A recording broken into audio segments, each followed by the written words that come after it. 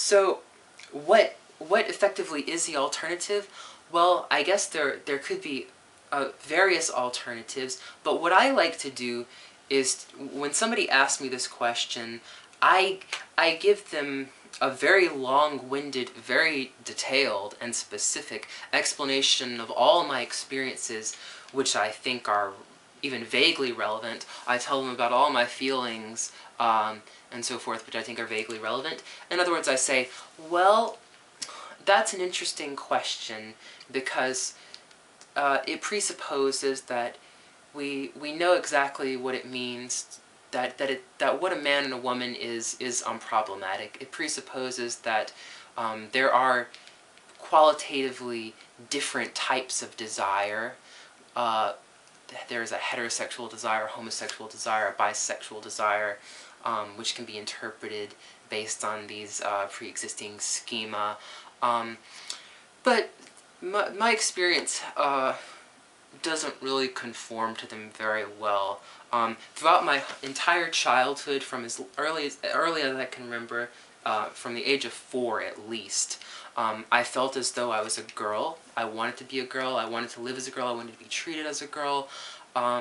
But I knew that I couldn't. I got enough negative reinforcement to know that that was not a possibility at the time, so I kept that a secret. Nevertheless, I never felt, through this period, I never felt uncomfortable with my body. I didn't want to change my body. I didn't dislike the fact that I had a penis, for example. But then, when puberty started, I began to feel uncomfortable with my body. I still felt as though I was a girl, or feminine, if you will, but I didn't like the fact that, you know, for example, my feet were getting larger than I wanted them to be. And so I had this discomfort for a while. Then, by my mid-teens, I no longer felt uncomfortable with my body. I liked it. You know, aside from some minor things that I would like to change, for example, my sternum is a bit too concave, and it makes my it gives me a decreased lung capacity. But, you know, I mean, these more supposedly fundamental things like the presence or non-presence of certain reproductive organs, you know, that no longer was a problem. So then I started feeling more like a man, and I identified as a gay man for a few years, but I was also still somewhat attracted to women, but I was more attracted to men through my mid-teens to my early 20s, but that was actually the reverse of what it was in my early teens. I used to be more attracted to women than I was to men, but then I started to feel as though this label of gay man didn't really fit me either, so I started calling myself genderqueer simply because that was a term that was available to me. I read about it on the internet, but then I realized that that was just, you know, an innovation that had taken place in the past few years simply because we don't have any other ways of describing ourselves available in this culture. So then I really didn't feel so good about that label, and then I also started to become more attracted to women than I had been throughout most of my teens and early 20s. Now I'm actually in a relationship with a woman, but, you know, I'm still attracted to men.